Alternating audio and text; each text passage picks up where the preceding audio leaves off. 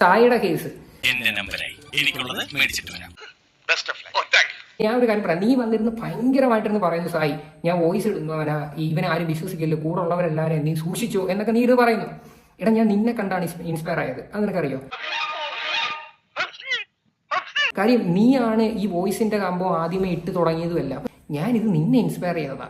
തന്നെ വിറ്റ കാശ് എന്റെ കയ്യിലുണ്ടെന്ന് ഞാൻ പറഞ്ഞില്ലേ, അതിപ്പോ മനസ്സിലായി. നീ എന്താണ് എന്ന് നിന്റെ റിയൽ ക്യാരക്ടർ നീ ബിഗ് ബോസിൽ പോയപ്പോ ഞാൻ കണ്ടതാ. അതൊക്കെ ഗോപാലകൃഷ്ണൻ ഒരു നമ്പർ അല്ലേ? ഓ നീ സ്വയം നിയന്ത്രിച്ചു നിന്നതല്ലേ? ഇങ്ങനെ മിണ്ടാൻ പറ്റാതെ നിൽക്കുന്നതിന് ഞങ്ങളുടെ നാട്ടിൽ എന്താ പറയുന്നറിയോ? അണ്ണാക്കിലെ പിരിവെട്ടി.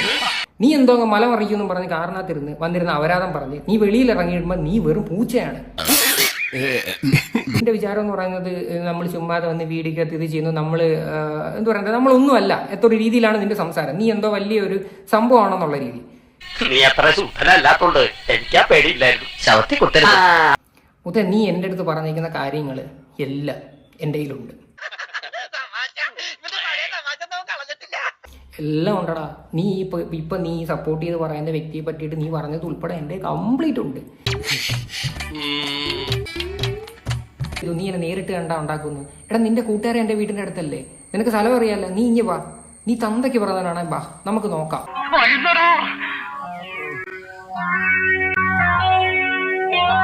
അല്ലെങ്കിൽ നാളെ ആവട്ടെ. ഇമാതിരി ഉടായിപ്പായിട്ട് ഇറങ്ങുമ്പോഴത്തേക്ക് നീ നിന്റെ ഭാവം കൂടെ ക്ലിയർ ആണോ നോക്ക്. നീ വളരെ സത്യസന്ധനാണെങ്കിൽ നിനക്ക് ഇതൊക്കെ പറയാനുള്ള റൈറ്റ്സ് ഉണ്ട്. ഇതില്ലാതെ ഓരോരുത്തരെ പറ്റിയിട്ട് നീ ഇങ്ങനെ ഒന്ന് പറയാൻ പോണ്ടല്ലോ, അത് കാണിക്കുന്ന വെറും തന്തയില്ലാത്തവരായിട്ടാണ് ഞാൻ പറയത്തുള്ളൂ. ഞാൻ അവനിട്ട് കുറെ കൊടുത്തിട്ടുണ്ട്, അതെന്താ നീ പറയാത്ത? തല പെരുക്കുന്നു.